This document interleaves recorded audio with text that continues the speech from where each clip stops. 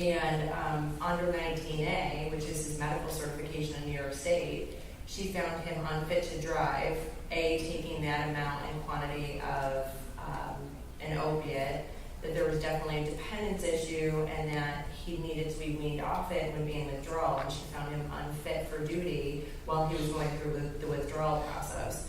So we were really proactive in getting him into employee sponsored program through our substance abuse professional or EAP program, not a DOT mandated. And then his doctor completed New York State disability paperwork, and we were able to pay him disability benefits while he went through that withdrawal process. I mean, that's what the way it's supposed to work, but unfortunately, that means that like the 5% of the employers are able to provide that kind of services. Because the biggest concern is, and I'm just going to talk to Juan's, I mean, most of these, probably of the 5 million truck drivers out there, probably 4.5 million of them don't have health insurance and have no type of leave whatsoever. They're not driving, they're not getting paid, and no one's paying for their insurance. So ultimately, what's this individual going to do? They're going to try to gut through it themselves while they're going to withdrawal and keep on driving. And ultimately, no one can stop them. Because here's the problem. Under the medical standards of motor carriers, they did not test positive. It's a negative test. Okay? So potentially you could say that there's a change in the person's behavior, but you don't know that yet until he starts withdrawal. And not only sure that the medical examiner will be able to do it at that point. So it becomes a really slippery slope if you don't have all these factions in there. And it's no different right now, like I said, with substance abuse professionals. They're going to find a substance abuse professional that gives them education and gets them back on the road as soon as possible. They are the facts that we're dealing with, and this whole opioid epidemic is not changing. All we're saying is that we're hoping that the MRO and the treating physician have a heart-to-heart say, what's our options? Where are you located? Do you have free services that you can go to and get some help? You know, it depends where you live and what you got.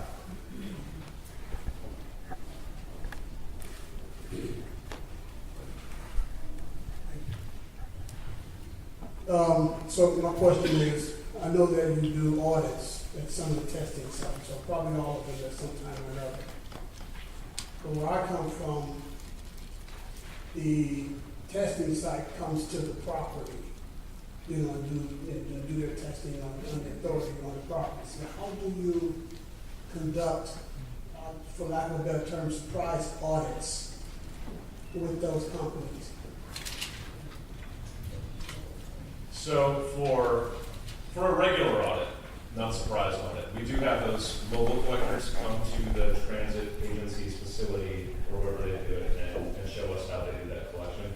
They do get a heads up about that. So for the undercover surprise audits that IM runs through FTA, a lot of times those are missed because where do you go? You know, IM's inspectors are in the field, and so where would you go for a mobile collection? To the person's house? However, within transit, they will often, before they do their undercover trips, they will work with the transit employer, the grantee in the area, to present themselves as a transit employee, and then do a surprise inspection.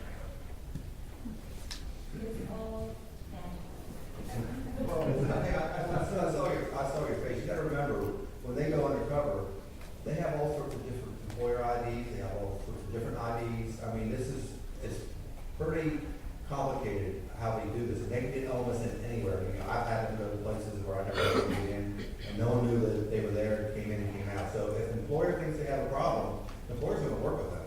The employer very easy could give one of the people an employer ID, right? It's not hard to find an employer ID and say, I'm not problem with the site, I'm not quite sure, I'm not smart enough how to fix it.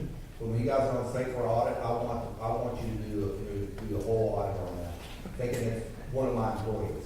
And so they come on and, you know, just a regular Joe pre-employment test, and you're going to find all sorts of violations at that time. So there's ways to do it, especially if the employer wants help. All right, I have a question here. How much discretion does an employer have when identifying safety sensitive roles? I'm going to say for FTA, it's clearly defined in 655 for what is FTA's safety sensitive definitions. If you want to add on to that, then that means you're now changing it to something more your agency focused. But you're very clear in what determines FTA's safety sensitive definitions. We know we have 5 of those. So if you want to do something outside of that, we're going to put it in your policy and say this is covered under FTA, your agency policy. I'll add to that too. I've been asked twice this week so far whether certain job titles are covered or not covered. FTA's regulation, Part 655, does not really discuss job titles. We're concerned about what functions you perform, what physical activities you do that affect public safety. So you can look at all of the job titles you have within your organization, go through them and ask yourself, does this person affect public safety by operating a vehicle, by controlling the movement of a vehicle, by wrenching on a vehicle? Everything has some kind of physical action or interaction with an operator that could affect public safety, essentially the busting answer. Yeah, and following on that, the same FMCSA is CDL. It's tied to the CDL, but it's depending on the function, it's not on the title. You may have a manager, they might once in a while drive a vehicle that requires a CDL, performing safety-sensitive functions. And safety-sensitive functions is including the driving, but also all the other things surrounding the transportation, the inspection of the vehicle, the loading, unloading, but tied to the CDL. Because a lot of times people ask, well, I got this driver that's positive, I know that that can drive, can he do some loading, unloading? Yes, because it's not related to the responsibility of the vehicle, right? Only when it's tied to the CDL is how we did it. So that's what we consider safety-sensitive functions of FMCSA. What about the person who just sometimes performs a safety, a supervisor, let's say, who will go out and pick up passengers if there's something like bad weather or a vehicle breaks down or something like that, but it occasionally happens, but it's certainly not part of their regular job duties. So we get this question quite a lot when we go out and do audits, and what we see is there's a couple ranges or tiers of what we see. Sometimes we'll see that the general manager is included in your safety-sensitive pool, for random testing. And the reason we ask why is the GM covered for this? Do they perform safety-sensitive functions frequently, sometimes? And well, the response is usually, they might do it maybe once a year, like at a rodeo or something for promotional reason, but otherwise the GM is in there just because they have a feeling that if my guys are subject to testing, I should be too. It's a cultural thing. We tend to say that no, that person should not be safety sensitive. The main reason for it is that you are diluting the pool of people who will be selected for random testing who actually have a real nexus with public safety on a day-to-day basis. So if your GM gets pulled, you have to send him for a test, but Mike didn't get pulled, and Mike's driving a bus every single day. We'd rather see Mike get pulled. And that one time a year that he's doing the rodeo or whatever, we're not concerned about that. If you have a supervisor who is doing periodic, we have this person here to do backups, maybe it's only a few times a year, but they're trained to do it and they're able to do a safety sensitive function, then they would be here.